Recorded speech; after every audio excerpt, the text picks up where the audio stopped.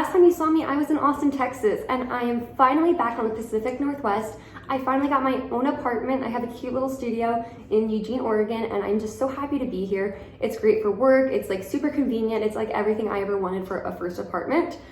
So I just want to drop in here and make a super quick video on pricing. When I first got into digital marketing, I really didn't know how to price things. I didn't understand the value that I was bringing to other businesses.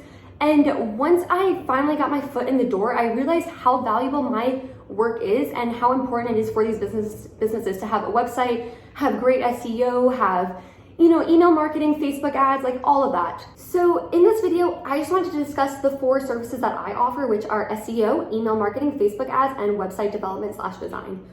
And before we get into this video, please make sure you like and subscribe. That would mean so much to me. And let's just jump right into it.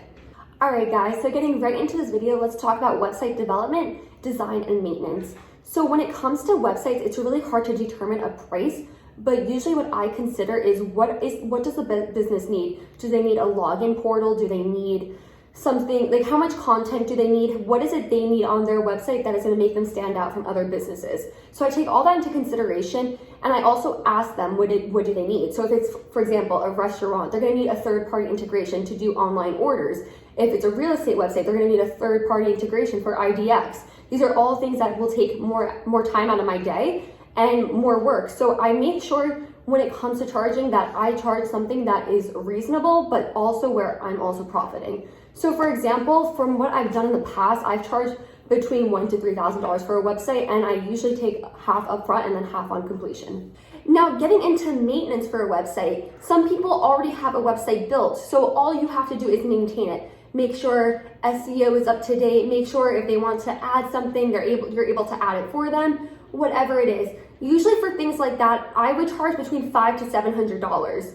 And what that means is you're going in every single month when they ask you to do something, you go in there and you change it. Now, when it comes to pricing for a website, I do not charge by the hour. I usually just charge and say it's gonna be $1,000, $1,500, $2,000. It's half upfront, half on completion.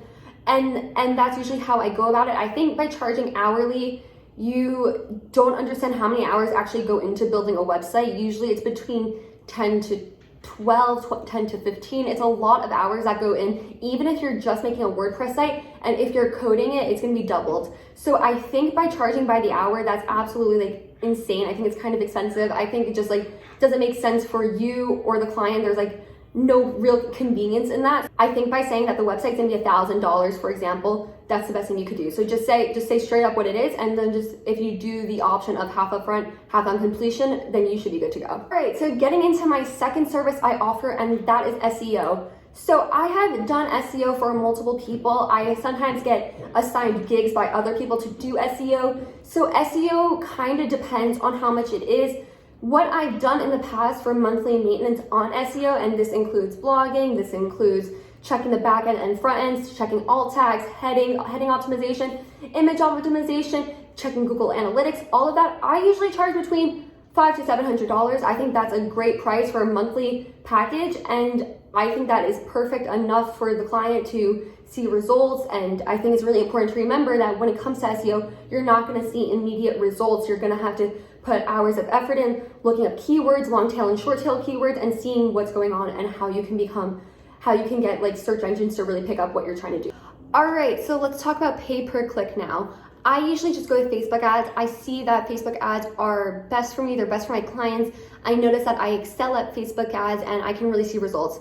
Some people do Google ads, that's really up to them. That's something that you can look into, but I just do Facebook ads. I love Facebook ads. I think they're great. I think they work, and they're really working for me.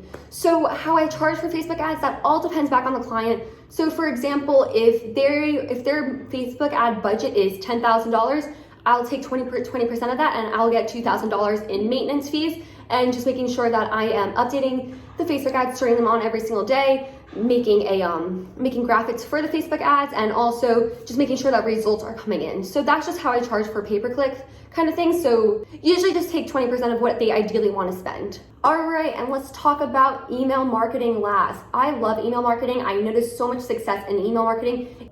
Email marketing is just super helpful because what what I do for email marketing is I just go in there and I make sure that the design is cohesive, it matches with the branding. I copy and paste in my client's newsletter what they want to add in there. I make sure that the links are clickable. I make sure that the footer is good. I usually use MailChimp for my email marketing, but you guys can use whatever you want. I personally, what I love about MailChimp is that you can go into the code and just add like HTML or CSS. And I was able to notice that like that really helps me for my business. So I think email marketing is great. Like I said, it's great for warming up your clients. It's great for just having a really intimate kind of relationship with your customer. So it's like from me to the client to their customers. And I think that's a great pipeline. I think that really works for us. And again, that's around $500 a month. All right, so ending this video on a positive note, when it comes to pricing, please take in mind how much you're gonna be putting in, what the client needs, what their goals are, what their pain points are, have a full understanding of that, and then try to calculate how much it is. You try to make sure that everything is convenient for the client and convenient for me.